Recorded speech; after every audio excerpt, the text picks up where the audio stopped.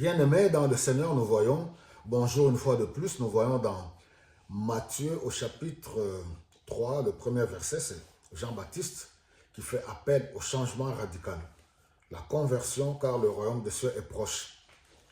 Comme je l'ai dit dans d'autres messages dans le premier chapitre d'Ésaïe, ce message est d'actualité. Les jours sont mauvais. Nous devons sortir de cet évangile de la séduction, du mensonge.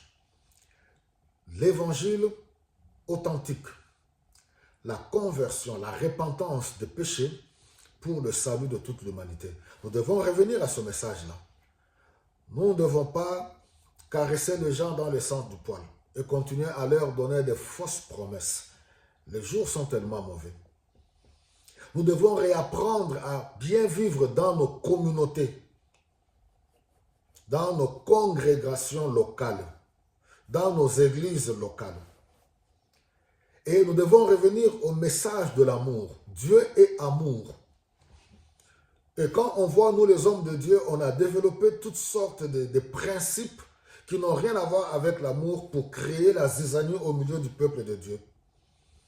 Là où les gens devraient venir rencontrer la miséricorde de Dieu, expérimenter la miséricorde de Dieu, être consolés, être fortifiés, les églises locales sont devenues les lieux de combat, où les gens viennent en ennemis. Or, les Écritures nous parlent que nous sommes frères et sœurs.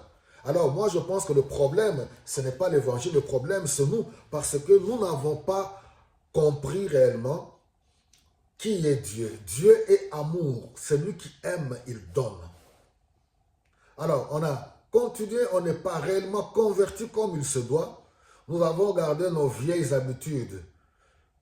Nous pensons que Dieu est comme nous. Nous vivons dans des haines, dans la jalousie.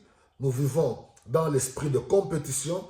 Alors maintenant, quand on vient à l'église, et les hommes de Dieu que nous sommes, au lieu de bien transmettre l'évangile, nous avons amené cet évangile qui va susciter la haine, où les gens voient les ennemis partout.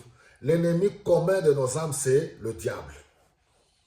Alors maintenant, quand vous êtes dans une communauté où tu penses que ton ennemi, c'est ton voisin, ou ton ennemi, c'est un ami, un frère ou une soeur de ta famille, alors tout le monde pense qu'il est attaqué. Tout le monde pense que oui, tout le monde est jalouse. Et c'est ça l'esprit qu'on a développé dans le milieu chrétien. Nous sommes devenus des gens bizarres. L'ennemi, ce n'est pas ton frère et ta soeur. Même si, de fois, quand quelqu'un ouvre la porte, l'ennemi passe par là. Mais comment on peut vivre dans une vie de méfiance? Or, c'est un endroit, l'église locale, c'est le lieu où nous pouvons développer la communion fraternelle.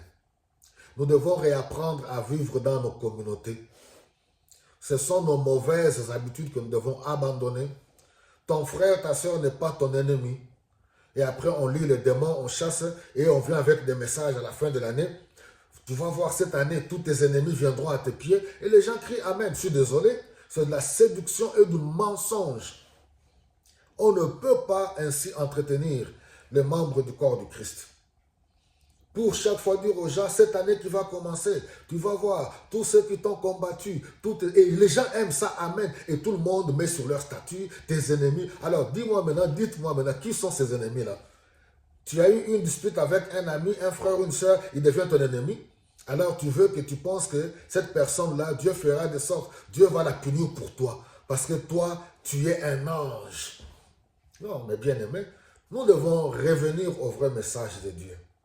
Nous devons revenir à la repentance, à la sanctification, à la purification et que le Saint-Esprit nous remplisse, nous guide pour vivre convenablement selon la volonté de Dieu.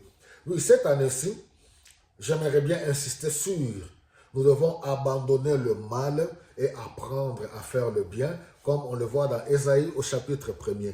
Voilà, que le Seigneur vous bénisse abondamment et à très bientôt.